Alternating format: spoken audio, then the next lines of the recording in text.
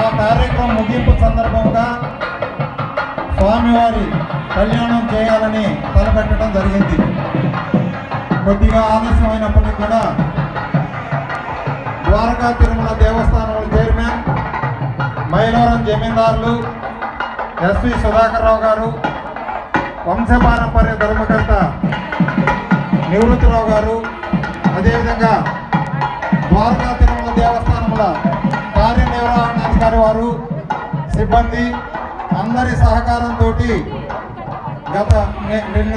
నిన్న ఇక్కడకు మన మండలానికి స్వామివారి పవిత్రమైనటువంటి రథం రావటం జరిగింది.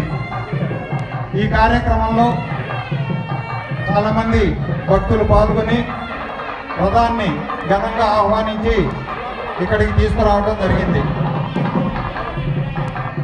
పొద్దున్నే వాతావరణం భయపెట్టినప్పటికీ కూడా స్వామివారి అనుగ్రహంతో